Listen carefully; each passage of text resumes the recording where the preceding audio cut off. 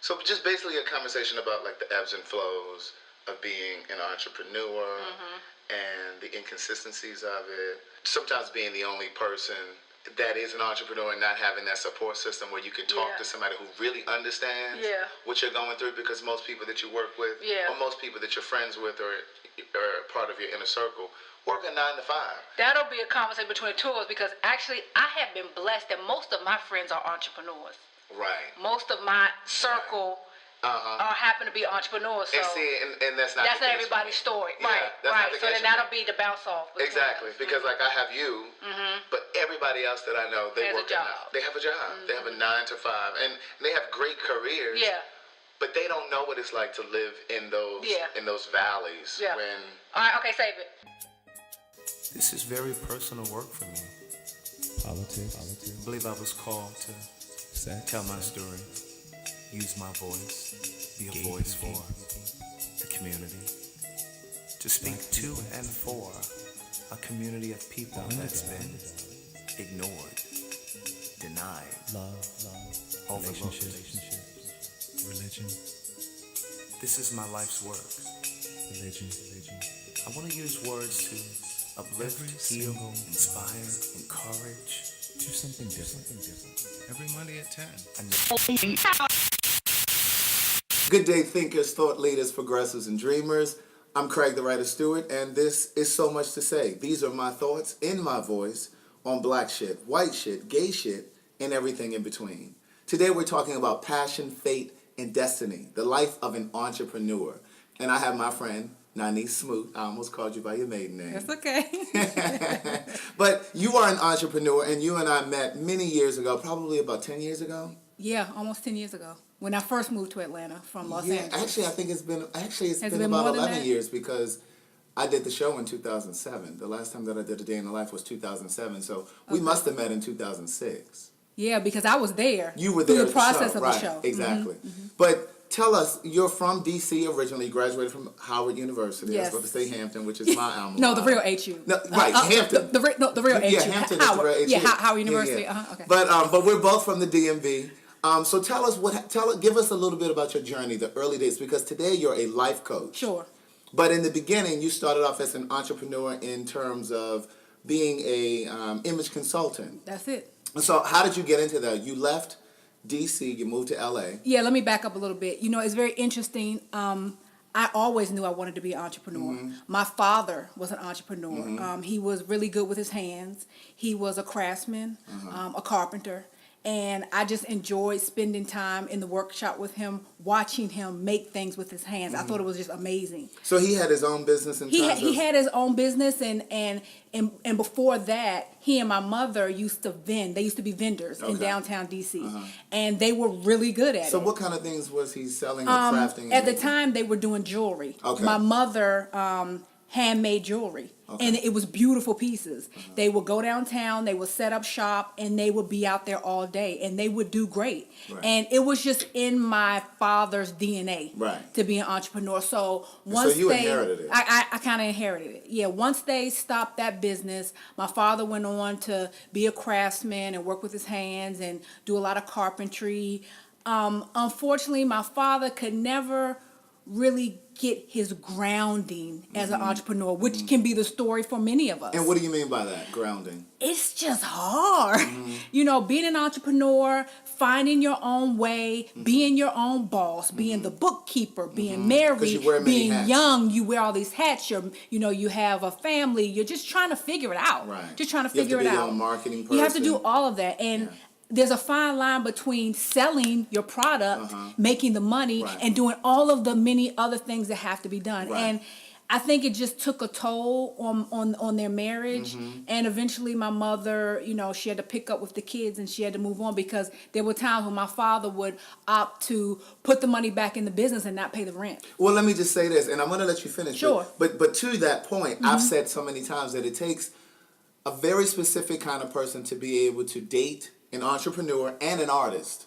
Absolutely. Because we're very unconventional. Absolutely. And sometimes we will put that passion before the passion. And that was my father. And that was my father. And my father just had a love for being an entrepreneur. And I don't think it was that my mother didn't understand, because my mother was right there with him every step of the way. However, She better understood priorities. she better understood priorities, because at this point she had 2 babies she Right. was trying to feed Right. and raise, and to come home and see a pink notice on the door that says you're getting evicted Yeah. because your husband took the profit and Yeah. went and bought more jewelry, or Yeah. put it into the business. Yeah. That was hard for her. Okay, so that's kind of like the backstory from where it's come from. So fast forward, I'm at Howard, and I knew from the time I graduated high school, probably even longer, even before that, like you said, because it was in my DNA, I knew that I wasn't going to work for anybody. Yeah. I just knew it. I always knew that too. Yeah, And used I to just say, knew the way it. that I articulated it as a kid was, "Mom, I'm gonna be rich," because I was a kid and I didn't really know that what I was really trying to say was that my life was really my life's work would really be something significant. Yeah. Like I didn't know how to articulate that as an 8-year-old, and I remember my mom saying to me as a kid, "Stop dreaming so big. Like, why do you?" And looking back, I think that was the worst thing that she could have said. Yeah, I hear you there. I was blessed in that my mother just fostered my open thoughts and creativity. She was never the parent to say, you can't do this, you can't do that. She was really like, if you believe you can do it, just go for it. Right. Go for it, try it. She's definitely my biggest fan. Okay. But as a kid, and I used to say, "Oh, I'm going to be rich, I'm going to Sure. be rich," she would say, "Stop dreaming so big. Like, why do you say that?"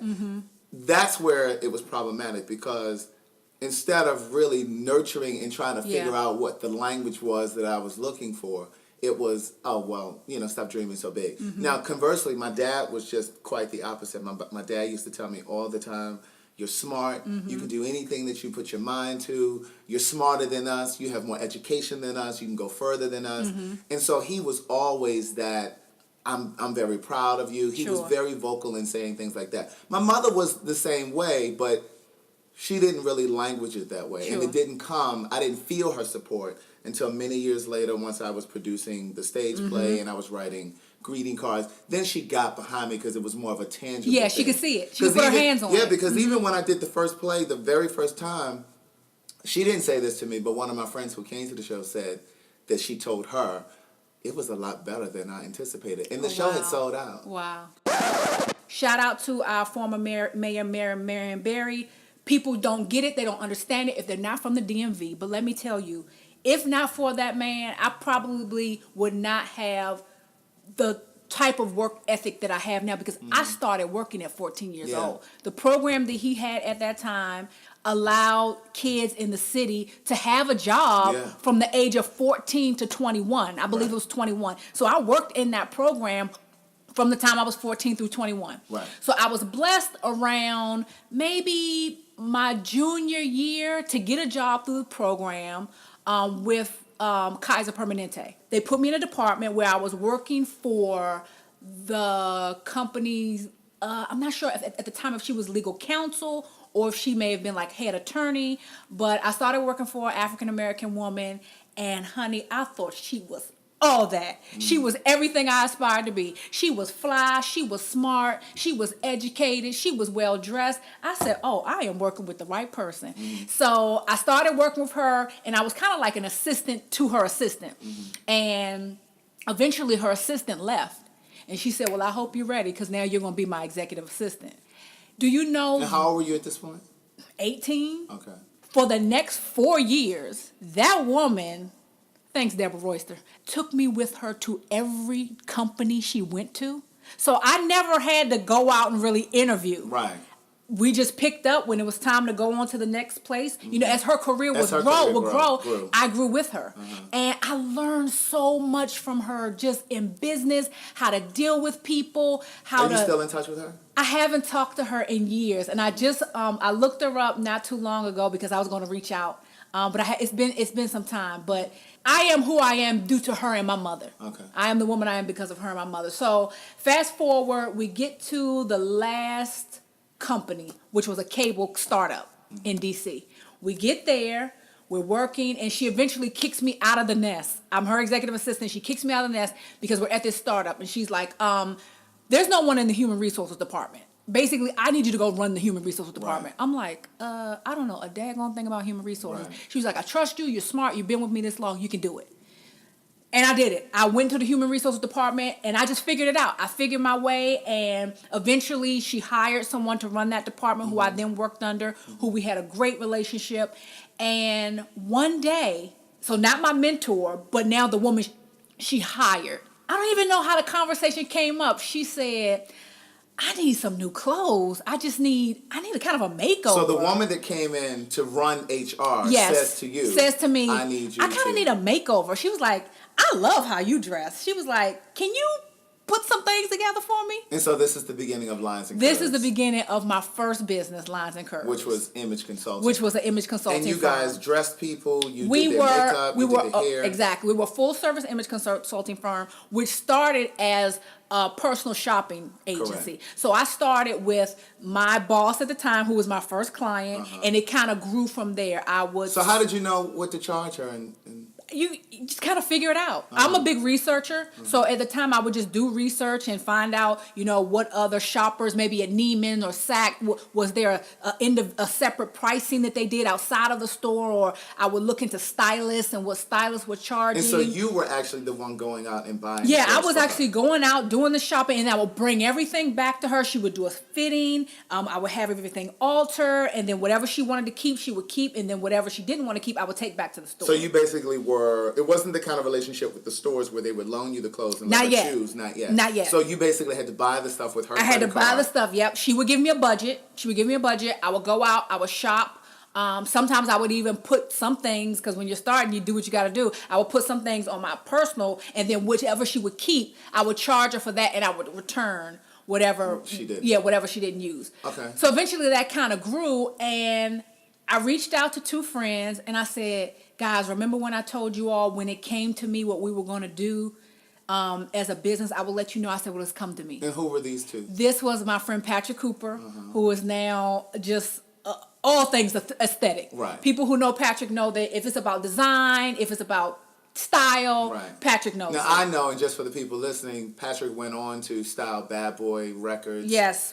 Puffy. Yep. And a bunch of the music video artists as well. And then who was the other person? The other person was a friend from college named Anthony. Okay. And so we came together and we formed this company, Lines and Curves. And we were doing it. And at the time, right, Patrick started working with Puffy. And I think Puffy was one of our first accounts. Mm-hmm. So we worked that account. And then at the time, I was still doing personal shopping at this point for lawyers, doctors, entrepreneurs, just working, usually women who just didn't have time to shop for themselves. So let's go back to the Puffy part. So Patrick, at this point, was the stylist. He was actually going out. He was doing the part that you started doing. Yes. So what was your role? Your role was? I was more operations. I was falling more into operations. Just.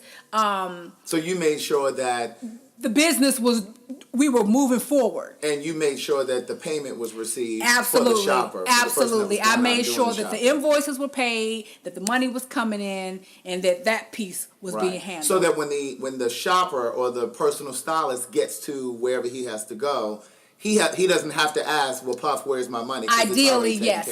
Ideally, yes. Okay. So eventually, me, Anthony, and Patrick, we ran the business for a while, and I cannot remember what happened, but we kind of disbanded and we kind of decided to go in different directions. Patrick went on to continue to work with Bad Boy and a number of other artists, from T.I. to Sierra and a number of other people. Anthony went on to continue working, and I took Lines and Curves and I said, you know what? I believe in this. I want to maintain this. Let me just table it for a second, but figure out what my next step is. I kind of prayed about it, and then one day, a good friend of mine who was a celebrity hairstylist living in Los Angeles, who I went to Howard with, he reached out. And I said, his name is George Fuller, and I said, George, what do you think about being my partner in Lines and Curves? At this point, friends knew that I had this business, I was running this business. He was like, oh my gosh, I love it. He said, I would love to do it, because at the time he was on the road with Patti LaBelle. He was traveling a lot. He was doing hair and makeup and some styling. And he said... But it wasn't a consistent thing with Patti LaBelle. No, it was consistent. Okay. It was consistent. He was on the road a lot. So I was like, what do you think? He said, I love it. I'm in, because I want to do something else. And so literally out of the blue, I was like, okay, well, I think I should move to LA. He was like, I think you should too. And where was he living? In LA. I packed up and I moved to LA. Okay. I figured out a plan. And at this point, you're 20. At this point, maybe 27. Okay. I can't remember. But I remember going to my boss, again, that woman in HR, and I walked into her office. I said, I think it's time for me to resign. She was like, I was wondering what took you so long. And how much money did you have saved? About 10 grand. Okay. I had saved about 10 grand. She said, I was wondering what took you so long. Okay. She said, it's time. So how did you find your place in LA? Okay, so Did you I stay had a with someone? friend along the way with my mentor who worked with us. She was another attorney at one of the companies we worked for, and we became really good friends. She had moved back to LA because she was from LA. I reached out. I said, I'm thinking about coming to LA. She was like, oh my gosh, you should come live with me. And I was like, oh, this would be great. Where did she live in LA? She lived in Baldwin Hills. Okay. I don't even think she charged me initially. She was just like, just come. I'll be happy to have you. So I stayed with her a few months. Because George lived far. George lived in Huntington Beach, but George and I started the process to start to build lines of curves in Los Angeles. And we did just that. We figured out a strategy, which was to bring on other hairstylists, makeup artists, wardrobe stylists, massage therapists, nail techs, so that it wasn't just George and I. Because he probably knew other... He did. Okay. He did. And I started to meet other people, and it So just was it kind of grew from difficult there. to enlist other talent? No, because people were looking to work. Okay, People so were what was looking that to work. first year like? Getting my grounding, figuring out the lay of the city, meeting new people. George and I just kind of strategizing, figuring out what this business would look like here. And, where we would start, how we would start. And initially we just started with him. We just started with George and the clients that he had at the time, and then we started to bring on. He would introduce new people to the business. I would meet people in my networking and travels, and we would tell them what we were doing. And then eventually, I think at our height, we may have had a roster of about 15 other consultants, and we were booking them out in the business. So then we were starting to build relationships with production companies where we would book them out for TV shows, magazines, photo shoots, and that's kind of how it started growing. Are you still living with the woman? No, I left long did with you her. live with her? I may have been with her maybe a year. Okay. Maybe a year. George and I ended up getting a place together because we were talking about how could we save money, and so George and I got a place together. But at some point you guys hit a wall. And there wasn't much money coming in. Yeah, it wasn't much money coming in. We had to regroup. He had a client that we were able to put on retainer. Well, before that, I want to get to the 99-cent store. I know the store. Oh, for sure. I want them to hear the part where shit is tough. Let's keep it real. We were at the 99-cent store at this point. Right. These are ebbs and flows. Right. Some weeks you got 10 accounts, 10 clients. George is on the road, maybe on a small tour. You got money coming in, and then sometimes it is flatlined. So you have these kind of ebbs and flows and ups and downs. It got really tough. It got really tough. Were there times or instances where you weren't sure how you were going to pay the rent, or? Oh, often. Often. And sometimes George would probably pick up the slack. He would pick up the slack, and because you're roommates. Because we were roommates at this point, and at this point we were just partners. Right. Like it was almost like a marriage. Right. Like we were, whatever we had to do to win, that's what we were doing. So he would often have to go back out on the road to, work with Patty or work with Shaka or work with whoever he was working with. And granted, at the time, they were clients of our business, but maybe we didn't have a roster, at this time, or maybe we had a few people, then a few people fell off, because people don't, always stay with you. They may find other management, or they may find someone else to represent them, and they may go on.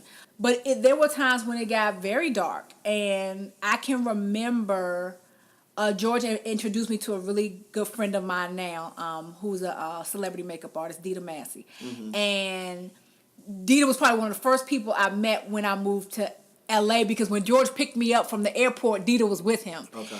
I remember it took for Dita to say one day, "Girl, you are sleeping a lot. Are you depressed?" And I didn't even realize I was depressed until she said that. Right. I said, you know what? I think I may be. Yeah. Because although things were moving along, it was slow. As many people that are in LA pursuing their dreams, LA can be a lonely place. It can be a very lonely place. It can be a lonely place. And again, even though I had George there and I was starting to build a support. You didn't have a tribe. A support. I was building a tribe. I was building a tribe. That tribe is everything. So when she said that to you, it was like an epiphany. It was an epiphany. And so I said, you know what? I think you're right. And I need to get to the bottom of it. Because I'm really one that's, I pride myself in being rather self-aware. And when something like that is brought to me, I like to get to the bottom of it and figure out what's going on. So did you have any other source of income? Like, were you working, like little gigs, a little something here and there just to kind of bring in a little something? Because what I know to be true is when you're in that space, in the middle of creativity or building something, building a business or working on a project, when there's no money coming in, it's hard to function. It's hard to stay vibrant. It's hard to stay. I agree. You know what I mean? Clear. Again. To even create. I was sent another female angel. And there's something about these attorneys, because I'm just thinking about it talking to you. My mentor was an attorney. The woman I lived with when I first moved to LA was an attorney. And now here, fast forward in the crunch, I went to work with another attorney. Okay. So I met this woman, Dory, through George. I believe it was a client of George's. Okay. I think George had done her hair a few times, and I met her, and we just clicked. We clicked instantly. And Dory told me when we had hit a rough patch, she said, you know what? I could use some help in my office. So I said, I'm there. And literally, Dory and I linked up, and we just helped each other through a tough period. She was kind of in a tough place in her practice, and she was handling a big case all by herself. Lines and Curves was kind of, teetering. Yeah. We were up and down, and so I could use the money. So we just got together, and I think I worked with Dory for a couple of years, and I just held her down, and she held me down. So at what point did you meet Affion? I started going to a church in Los Angeles, and that's how I met him. And the weirdest thing happened. We were at church one day, and I would see him all the time because he was a good friend of a friend of mine, and I saw him on stage one day. He was doing something on stage. Tell him who Affion is. Okay, so Affion Crockett is a comedic actor. Today, one of my best friends, business partners, just confidant, just all of that. I saw him on stage, and something said to me, that's going to be one of your best friends. I dismissed it, and I kept it moving. But eventually, somehow we met, we clicked, we hit it off, and we've been thick as thieves ever since. And so he was a support. He was a part of my tribe. We weren't working together at this time. He was just a good friend. He supported me, and he just had my back. He just had my back. So at this point, I had George, I had Dita, I had Dory. I was definitely building my tribe of people that had my back and support. My church at the time, I wouldn't have made it through had it not been for my faith and that place to just go when your back is just against the wall. But sometimes faith isn't enough. For example, like when I've had those moments, like Angela has been that support. A friend of mine has been that support for me. Like there've been moments that I've come through a breakup and found myself displaced, or because I wasn't in the position to go and get a place on my own. Yeah. Or I was in a position where I didn't have the money for my rent, and she would just say, here. Like, it was just so unexpected. Or, hey, come stay with me. Or we're going out to eat, and she's taking care of the bill. And just those kind of things. So it's even bigger than the conversations that she and I will have. She'll step in the gap at times when I least expect it. Affion was often that friend. He would see me, and he would just say, come on, let's go. And we would have these two restaurants we would always go to if he was going through or I was going through, and we would say, it's an Elephant Bar day, let's go. And we would just sit, and he was just the kind of friend. I remember ironically that you say that, I remember I was going through a breakup, and I just went and sat on his couch for a whole day. Because sometimes you just need to be in the company of your friend. And it wasn't even about saying anything. It was just knowing, because he lived right around the corner. I could be there, my friend was going to support me. It was what it was. And I think from that day, we built a bond, and we knew, and again, he's an actor, so he is an entrepreneur, you know, and he had been there. So he had been there. He had been there. He knew the struggle. Yeah. He knew the struggle, and he was so in awe of the fact that here was this young black woman who had her own business. Like most of the people he knew in LA, they were aspiring actors or actresses. Here I was in LA, and I had my own business. So he was like, he just thought that was awesome. And however he could support me, he was always there to support me. And I had other friends along the way. I had a friend who was from here. She was a dancer, Fawn Chambers, and she was living there. And during a time where I was kind of in between where I was living, she opened her doors to me. So I just had so many people that just stepped in, like you said, they stepped in the gap. And they were there for me, and they were a support system for me when I really needed it. So when did you get the break? You and George get the break for Lines and Curves. Like, what changed? What shifted? What shifted was just a number of big accounts. So, okay, George was already working with Patty, so we brought Patty into, you know, even though he was working with her individually, we then brought her into the Lines and Curves fold as a client. And then Shaka came, you know, into the fold as a client. And then Patrick started working with Shawnee O'Neal, so she came to the fold as a client. Because because even though Patrick went on to do other things, Patrick would still consult with us. Okay. So then Shawnee came in, and then we landed a retainer with Linda Johnson Rice at the time, who was Ebony Magazine. Ebony Magazine. She was the president. Father was the founder. Right. And she so was when you say you're on retainer with her, she was paying a set amount. She was paying a set amount every month for us to provide her service. So what were her services? Like hair, makeup, wardrobe, whenever she needed. So that was a consistent It was almost check. like unlimited service for the month. Right. And that was a blessing. Right. That was a blessing. So, and then it just continued to pick up. We would bring on more consultants, and we were landing more accounts. We had a few news anchors in Los Angeles. We had quite a few TV and production accounts that we had. So our makeup artists were working, and it just really started to just be a little more consistent. But again, just being an entrepreneur, there are those ebbs and flows. So and I think that what happens with people who aren't entrepreneurs, they don't always get it. They don't always understand your drive. They don't understand why you don't just go and get a job. Yes. They don't understand why you make the sacrifices you make. And sometimes you have that vision. You can see it. You can taste it. And there are moments where you feel so close to it, but you still can't touch it. Absolutely. You're still so far away. And one of the things that I've written in this forthcoming book, and one of my favorite quotes, is your imagination is God's proof of what's possible in your life. Amen. So if you can see it, it's possible. Absolutely. You can have it. But that road to it, oh my God, it is. It is filled with. It's a meandering road. Yes. It's bumps. Yes. It's bruises. Because you don't know. For me, I wonder, how long can I take it? How long can I take the burn? How long can I hold out? It feels like you're holding on this rope, and your fingers and your hands are burning because you've been holding on so long and waiting for so long. But it's like, I could be one day away. Like tomorrow I could get the phone call from whomever about the books, about the plays, about the television projects that I've been working on. Like, you just don't know when that big break is coming. Sure. And so you're holding on to it. But also in that moment, or in those moments, you're feeling like you just want to give up. You just want to let go. Because it's bleak. It's uncertain. You're trying to juggle your personal expenses with business expenses.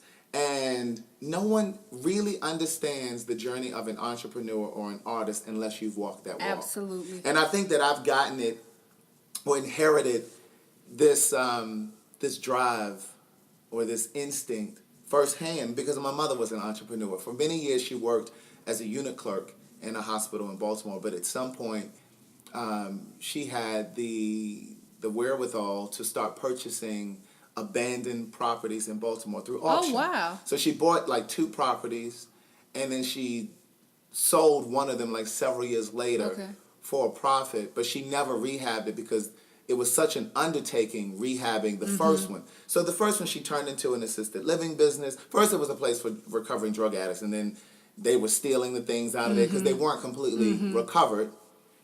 So they were stealing the copper pipes and just whatever you could think of. And so it was just such a difficulty stealing the microwaves that she put into the place for them to use. So it was just so difficult. So then she transitioned from that to making it a place for people who suffer from bipolar disease or disorder or dementia, whatever. It was like it was an assisted living business. She did that for many, many years. But I watched her get up in the morning, get dressed for work, go to work from 7 to 3 or 3:30, then drive down to the house to oversee construction or to oversee clients when she started getting clients there.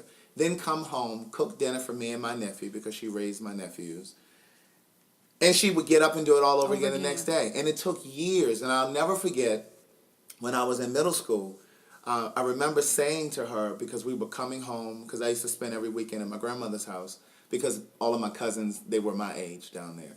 So I would spend weekends down there. And so my mom would sometimes go out with some of my aunts, and my aunts would be dressed to the nines. Dressed to the nines. And I'll never forget, I was driving home, we were driving home, and I said to her, I said, Ma, why don't you ever go and buy new clothes and stuff, you know, like Gloria. Sure. Or Coretha, like my aunts. And, you know, my aunt used to get her hair done every week. My mom used to get her hair done every week like that. But then when she started running the business, she would go every 2 weeks or once a month. And she stopped. The priorities were changing. And she stopped going to get her nails done. She started doing them herself at home. And I'll never forget, I said, why don't you do that? Because I started to feel like, you know, my Aunt Gloria really looks nice when she goes there. My mom, she looks nice, but she ain't ragging like my Aunt Gloria. And my mom said to me, because I have different responsibilities, she said, I have a business and I own a home. My Aunt Gloria was living with my mom, with my grandmother. You know what I mean? So she didn't have that kind of responsibility. And I understood it. That was the first time I really got it. But when my mom turned that business around, then you saw. I saw it. And I was coming out of high school. It was just in time for me to go to college. And I'll never forget, I was feeling uncertain about going to Hampton because when I went in, it was about $12,000 a year. When I went into Hampton. And she said to me, I said, well how are you going to pay my tuition? She said, don't you worry about that. You just get down there and do what you're supposed to do. I know that's right. And I never had a problem. You know what I'm saying? And once I graduated college and by the time I moved to Atlanta, she was doing the damn thing. Like she had clients in there. I mean, like it was clients upon clients in there. It got to the point that she was taking our entire family on vacation. Wow. She would take me, my sister. My sister's grown ass. She growner than I am. And so, like, she would take me, my nephew. Sometimes she would treat my aunt. Your mother made a sacrifice. She made sacrifices, and it started paying off. And then when it got to the point where I was really struggling, once I was in Atlanta, and I had decided to be an artist as opposed to take a job, and I was producing A Day in the Life, the stage play, the very first time. I remember there were moments where I didn't know how to pay my rent. I didn't have any money for rent, but I'm very resourceful. And before I ever call anybody and ask for any help, I'm going to try to figure it out myself. So I had agencies in the local area that were helping to pay my rent. But then there were times that I had exhausted those. I had gone to all the ones that I knew, and they're not going to keep helping you. So then it got to the point that my mom had to put money in my account. And this story is in my first book if you haven't read it. But she was literally dropping $2,000 in my account every month. Wow. So that I could pay my rent and have money to do whatever I needed to do.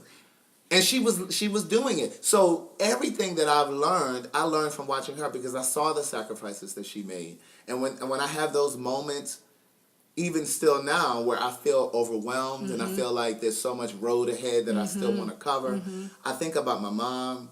I think about those that have made it, whether you're talking about the Oprahs of the world or the Tyler Perrys of the world, whoever it is that you're talking about, your success is on the other side of your sacrifice. There it is. So the question becomes, what are you willing to sacrifice? That's it. What are you willing to sacrifice? That's it. Honey, you want to talk about resourceful? See, in LA, at the time, I don't know if it's still this way, I believe it is, you could recycle for money. Oh. Cans, plastic bottles, all of that stuff got recycled on a regular basis. You could go take it down to the recycling place and they will print out a receipt, and then you take it into the grocery store and you get a couple dollars. Oh. I would go through my closet. I would clean out my closet. There was a consignment store right up the street. I would consign old shoes, handbags. I would make money there. So you talk about being resourceful. I always found a way to get $1 here, to make some extra, money here. Probably the apex, or what is just an amazing memory for both me and George, was when we had a client attending the Legends Ball, which was Oprah's just amazing gathering of Black women in the arts. And when I say it was breathtaking, it was breathtaking. A part of it was at Oprah's home in Santa Barbara, and another part was at a very well-known resort in Santa Barbara called the Bacara. And we had to go there, so we styled the client. We did her hair, makeup, and everything. She was beautiful. The client was beautiful. She was beautiful. We were actually able to attend the day after. So the day after, Oprah invited, everyone to her home, and she had like a cookout in her backyard, and it was a lot of fun. It was really nice. And when I say everybody was there, Tina Turner was there. Tina Turner never comes out. Tina Turner was there. Pauletta Washington was there. Alicia Keys, Cicely Tyson, Halle Berry. Like, this was, I didn't know where to look. And I'm not a starstruck person. I've worked around entertainers and celebrities for so long. But this day, when we were dressing her for the ball itself, I had to run across the resort to get the camera or something out of the room and run all the way back onto the other side of the resort. I'm on the elevator. The elevator opens, and I am staring Coretta Scott King in the face. And I couldn't even catch my breath, because I am looking at history, and I just couldn't believe it. And so she was standing there with one of her sons, and he looked, he smiled, he said, "You coming off the elevator, or you staying on?" I said, "Oh, yes, Miss King, I'm staying on." And so, no, I'm getting off. So I got off, and she smiled so graciously, and I got off. But there were so many things just in that experience that I will never forget. Meeting Oprah and just having the chance to chat with her and meeting so many people. And I actually journaled that experience, and that is something I will never forget, because along the way, on this journey of entrepreneurship, yes, we are there to make money, and yes, you want to be successful, but you don't want to miss the moments. And you can so easily miss the moments chasing the money, that the moments will pass you by. They'll happen, you'll be there, but you won't really be present. So I've tried to make it a point along my entrepreneur's journey to be present.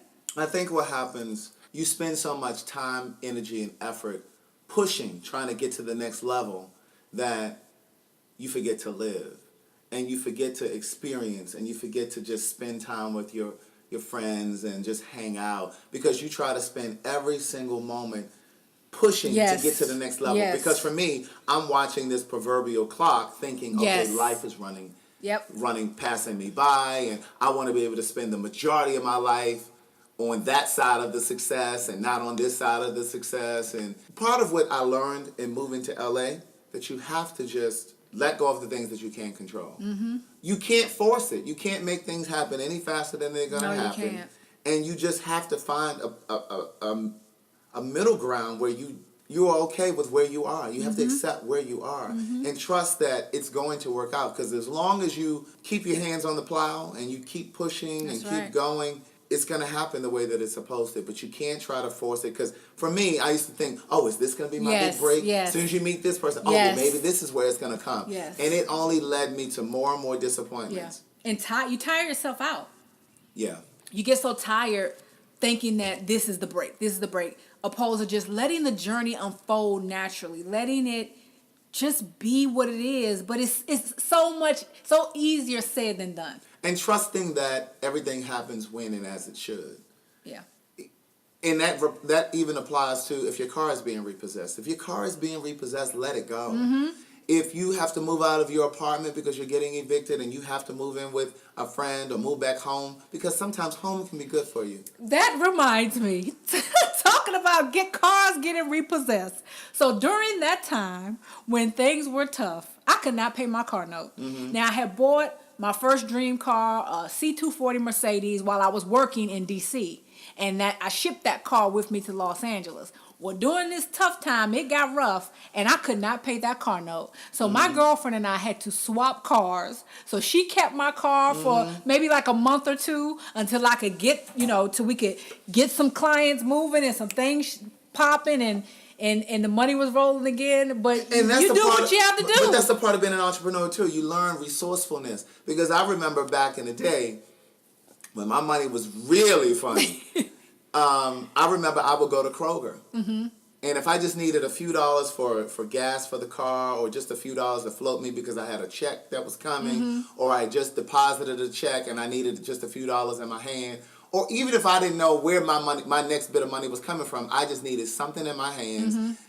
I would go to Kroger, I would buy a pack of gum for about 99 cents. I would write a check for it because they would let you write it over $25 over the amount. I'd go into the Kroger on Peachtree, write a check. I'd go to the Kroger at Ainsley, write a check. So then I'd have $50.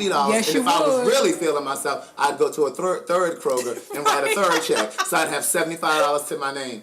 And you just learn things, but what you teach yourself so much. But what happens is you become exhausted from trying. Doing those You get things. exhausted from robbing Peter to pay Paul. You even get exhausted from your friends helping you. You get exhausted from your You don't friends want to be a helping. burden. You don't want to. Yes. You don't want to go out and Yes. not have anything, to contribute to when you go out. So then you just start saying, you know what, I can't go tonight. And you start to really look around yourself and see your friends, and they appear to be seemingly more blessed. Sure. Because I remember at one point in my life, all of my friends were in the process of buying a house. And here I was trying to figure out how I was going to pay the rent. All of them seemed to be going to buy brand new cars, and here I was driving this old car because my car had been totaled. And so I had to go and buy just a little something to get around with the insurance check that I got for the car that I had gotten totaled. And so I remember just feeling like I was slipping further and further behind. What you have to remember is your journey is your journey. That's it. And That's it. the end is still the end. That's it. And what I've reminded myself more times than not is you could take the easy route and just go and get a job and get a check. But you are following your passion. You are finding your life purpose. That's not easy, because if it was easy, everybody would be doing it. Everybody would be doing it. And so that's what I learned. So how did you transition from Lines and Curves to life coach? Because it sounds like with all of the experience that you've had as an entrepreneur, you have some life lessons that you can impart. Absolutely. So in between that, I left Los Angeles. George and I decided that we were both tired of LA. We were tired of the rat race. We were tired of the people. We were over it. And I always knew I wanted to move to Atlanta. He wanted to go back home to Chicago. So we decided to do that. We decided that we would dissolve our partnership. Still the best of friends to this day. We dissolved the partnership. George went on to go back to Chicago, and I moved to Atlanta. I had the opportunity to buy a home in Atlanta, to decorate, design it, and then I ended up in the real estate business. I came to Atlanta. I ended up in the real estate business with my friend David because I'd always wanted to get into real estate, and it presented itself, and David and I just started running with that thing. At the time, this was probably around 2007, David and I bought up maybe close to 4, maybe 5 properties. We would rehab them, flip them, or we would rent them. But as everyone knows, the economy crashed, and the bottom fell out of that thing. And I lost so much. I lost my home. I lost my mother's home. I lost properties. I lost cash. I had to liquidate my retirement. Now, this was the lowest point I had ever been in. I remember living in my condo, had not paid the rent in who knows how long. At the time, a girlfriend called me. She said, well, listen, I'm getting ready to get my insurance license because she was a real estate broker at the time. Of course, that kind of dried up. She said, I'm going to get my insurance license. You should come with me. I said, done. Took the insurance test, started selling insurance, and that's what then floated me for that point in time. Because and again, it wasn't something that you were planning to do at because all, of a career at change. all. You just do what you have to do. You do what you have to do until you can do what you wanna can. Exactly. Right. And I did that, and that sustained me. It was a blessing. I was so grateful for it. I was miserable doing it, but it was what God gave me, and I was going to make the best of it. Well, fast forward, eventually, at this point, Afion is growing in his career, and he calls, and he's like, what's going on down there in Atlanta? How you doing? What's going on? I was like, just working his job. Because at this point, he's done a few movies. Yeah, he's done a few movies, and, you know, his career is buzzing, and, you know, he's trying to do some other things in TV. So he calls me and he's like, what's going on down there? I'm like, just working, just thankful I got this job. Fast forward like a week later, I lost the job. The insurance company was closing down. And I'm like, oh my gosh, here we go again. Yeah. It's like, this is the story of my life. Here we go again. So then a couple of weeks later, Afion called again and said, listen, I got an opportunity. He said, I think I'm getting ready to get my own show. And I was so excited for him because, you know, at this point, he's one of my best friends. I've seen him through so much, and I'm just so excited for him. He was so deserving of it. He was amazingly talented. And then he says, so what's going on down there? Are you staying down there? I was like, what do you mean? He was like, listen, I need somebody to come here and help me put this thing together. So he needed you to move back and to you LA. are one of few people that I trust with my life. I said, what are you asking me? Will you move back to LA? I said, you have got to be kidding me. Like, LA was the last place I wanted to go because I loved Atlanta. I was struggling, but I loved Atlanta. I said, let me pray about it. I'll call you back. Actually, what I said is, let me fast. I called myself going to lay prostrate before God and pray these He said, lady, stop packing a box. It was literally as simple as that. It was, no, it's not going to take all of that. And I started praying. And it was a consistent check again. It was a consistent check again. I packed up. Afion helped me with the expenses to move back to LA. And I was back in LA. I found a place over the phone or somehow. Oh, the lady who used to be our landlord, me and George, I called her. I said, I'm moving back to LA. Do you have anything available? She said, actually, I do. I said, okay, well, I'm not there. I'm going to send my friend over to look at it. Afion went and looked at the place. He was like, it's perfect. He was like, it's a 2-bedroom townhouse. It's upstairs, downstairs. It'll work. Signed the lease sight unseen. Packed everything up. Had a friend that worked at FedEx. He was able to FedEx my stuff for me on a discount. Shipped the car back. 4 years later, I'm back in LA. Right. We're working on this show. It's amazing. We're loving it. And then it gets tough. The show gets tough. It gets tough. We're just trying everything we can do to hold on to what was going on with the show. You know, there were some things going on around the show. And eventually the show got canceled. What was the name of the show? In the Flow with Afion Crock. It was on Fox. Right, and Jamie Foxx executive produced. Jamie Foxx executive produced. So what did they do, like 4 shows, 4 episodes, or 5? You know, I cannot remember how many episodes we had. We may have had 6, 9. And it was canceled. But it was a good run. So how did that? Ooh, that knocked the wind out of us. Yeah. That knocked the wind out of us because I moved back, and this was his dream. Yeah. You know, whose dream is it not to land their own show? And I think at the time it was history making because he was the only African American in a comedy slot. I believe at that point in time, don't quote me on that, but I believe at that point in time, but it knocked the wind out of us. And it took us a few years to recover mentally and emotionally. Now, we went on to continue to work, and I told him, I said, listen, I said, you can do this stand-up thing. Right. But he wasn't ready. Right. He wasn't ready to go back to stand-up because that's where he had come from, Def Comedy Jam, but he wasn't ready. Yeah. And I said, I believe in you. You can do this. Fast forward, eventually we decided to go back on the road, and that's what we did. He would pick up, you know, other jobs in between. He did a Haunted House 1 and 2, and he did The Wedding Ringer with Kevin Hart, and he did some other projects. But we were like, okay, what else can we do that we have control over? Yeah. And he picked up he started working on his stand-up show. And that's key. It's like, as an entrepreneur, as an artist, you have to focus on the things that you have control over. Yes. And I think that's where a lot of us get distracted because we try to focus on the things that we can control. We try to focus on, well, if the bank gives me the money to do this, or if such and such will just give me a call back to give me a shot. You have to focus on the things that you can focus on. And what I've come to understand is you have everything that you need right now.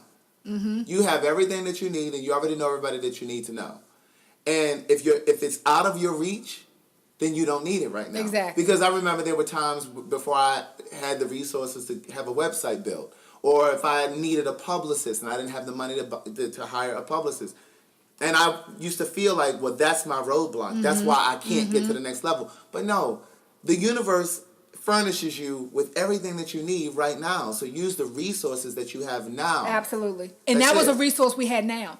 He had some fear attached to it going back into stand-up, but he broke through that. And at the time, I'm coaching him through things, not knowing that this is the technical term for coaching, but he got back out there and he was amazing. Mm-hmm. He was amazing. The first club we played was a Stardome in Alabama, and it just grew from there. Mm-hmm. And we did tours, and we built up a little tour. And one summer, he picked up a gig with Heineken, where we did this tour with Heineken, and he was kind of a host.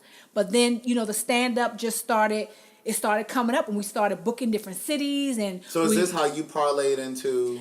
This is kind of how I parlayed into coaching. Uh-huh. This is kind of how I parlayed into coaching. So I'm back in LA. We're doing stand up. We're doing the other work that he's doing. Because at this point, this is my full time gig. Lines and Curves is no more. Lines and Curves is completely dissolved, and I am the operations manager for Afion's production company, and that is what we do on a daily basis. We will have these conversations. I will have conversations with friends, and one day I was on the phone with a good friend of mine. And, just talking to her about a situation or scenario. And out of nowhere, I had never thought about this. It had never come to my mind. I said, if I became a life coach, would you be a client? She said, girl, you have been coaching me since we were 12. Now, this is my friend Dion Dobie, a.k.a. DJ Glam, out of D.C. This is one of those aha moments on steroids that I could not have planned this if I tried. After that phone call, I hung up with her. I went on the computer. I did some research. I found some of the top coaching programs in the country. I found a program that I really liked. I called. I had a over-the-phone interview with a coaching advisor. The coaching advisor told me, you would be perfect as a coach. She was like, just talking to you. She was like, you would be a great coach. And so I said, okay, how much is the tuition? She said $10,000. I said, oh, okay. Have a nice day. Mm-hmm. I said, let me get back to you. Hung up with her, went to sleep that night, prayed about it, woke up the next morning, and I got the thought to do a crowdfunding page. Crowdfunding is like Kickstarter, GoFundMe, where people can donate to your cause. Mm-hmm. And I had helped a client not long before that through a process. And so she shared with me her process, and she was very successful. I set it up. I wanted to raise the $10,000 for the coaching. I ended up raising $5,000. Okay. I was so excited. I paid the tuition. Fast forward, I was sitting in the first module in Los Angeles. Mm-hmm. I didn't even know what was going on. I didn't even know what was happening. It all happened so fast. I ended up going through the program. The program was about maybe a year long. I did my first 2 modules in Los Angeles, but then I ended up moving back to Atlanta. So Afiana and I got to a place where we were able to figure out how to run the business and run his business without me having to physically live in LA. Mm-hmm. Because we always knew when I came back that I was probably going to leave again. Because I wanted a family, I wanted to get married, and I just didn't feel like that was going to happen in LA. Mm-hmm. And I loved Atlanta and wanted to go back. So moved back to Atlanta, finished the last coaching module in Atlanta, and I was a certified life coach. And there is a difference between passion and purpose. What I was doing with Lines and Curves, what I do with Afion, those things really fuel a passion in me. Mm-hmm. But coaching is my purpose. So how do you know the difference between the two? When I'm coaching, it comes from down on the inside. I don't have to force it. I don't have to figure it out. Mm-hmm. It's just innate. Mm-hmm. I feel like it's something I was born with. I feel like it's just something I know how to do.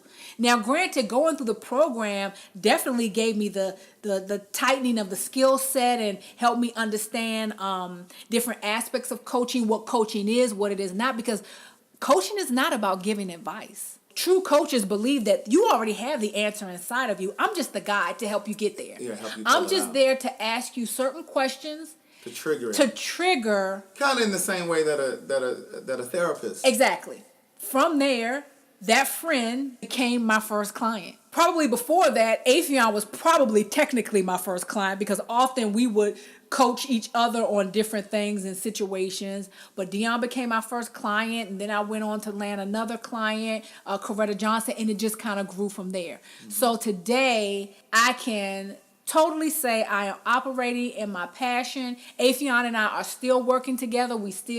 He's still a comedic actor. He's still on the road. We still do all the things we do with him. I'm still in real estate. I just recently sold a property and am looking to buy another property. So all these things kind of came back around. And so now, as you said, I'm able to pour all of this into my coaching business and into my coaching practice because my niche is coaching women looking to be their absolute best.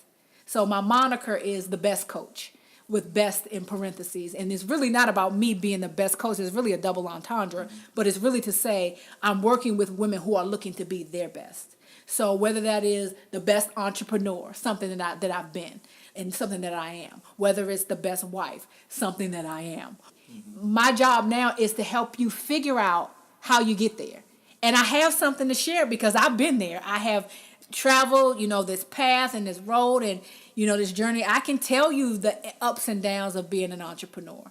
I know what that's like. I can tell you what it's like to be married young, to be divorced, and then to remarry again, older. I can share those experiences with you while helping you figure out your way. It takes the right amount of gumption, the right amount of nerve, the right amount of ego to say to yourself, I'm an entrepreneur. Mm-hmm.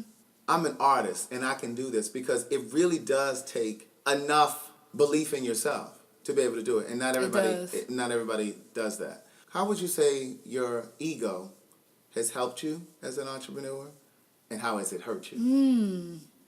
That's good. Okay. Ego has helped me in that I've always felt like I could figure out anything. I could figure, especially with the internet and my skill of research, I could figure out anything. I could learn how to do what I needed to do. Like when we just started Lines of Curves, I knew nothing about bookkeeping, but I did know because my first accountant told me, if your books are bad, your business is bad. So I figured out how to, get a free version of QuickBooks, and I set up QuickBooks for the business. So, my ego helped because I never felt like I couldn't figure anything out. I always felt like I was smart enough to figure something out. And I had enough friends who were smart enough that if I didn't know it, I could reach out to them or call them and I could have the answer. How it has hurt me, as an entrepreneur, you can get very tunnel vision and rather selfish. Selfish in what ways? You're just focusing on getting to this place. You're forgetting about people in your life that are going through other things, that are experiencing other things. And at the time during like a really tough point in my business, my sister was going through a tough divorce. Mm-hmm. And I wasn't really there for her because I was so engulfed. Which goes back to what I was saying earlier about you have to stop to live. Yes. Too. Yes. And to be present for the people around you, your friends and your family. And I think sometimes you're on such a quest to make it happen that you cut everything else out. Everything else out. And you forget to live. I know I've done that plenty of times. Yeah. So, my sister was going through a really tough divorce, and I was really selfish about it. And thinking back, it took for me years later to apologize to her about that and understand why she didn't share a lot about what she was going through with me at the time. Because at the time, I wouldn't have even been present. Right. I was so tunnel vision, in this business and what I had going on. But today, I really work to keep that ego in check because that thing is a beast. Yeah. I think for me, my ego has helped because it gave me courage to do and say things at times that I needed to do them and say them. It allowed me to take risks, the biggest risks, sometimes too many risks. Yes. But my ego is the reason that I produced my first stage play. Didn't know how I was going to pay for it. Hadn't even written a proposal to start sending out to companies. Cast the show. We were in rehearsal. Didn't have $1. Hadn't even booked the venue yet. And I'm telling people, are we doing the show at 14th Street Playhouse? And then the money started coming. So that was an ego thing. Was it an ego or was it a belief? Just a belief in yourself? I think it's a mixture of both. I think it's a mixture of both. But, I mean, that ego gave me that confidence to say, oh, I'm going to do this.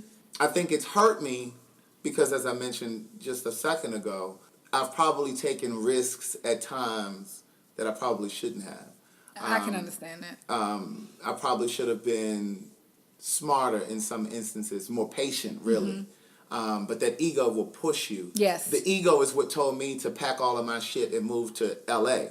My ego is what told me, which is a good thing, it's helped me.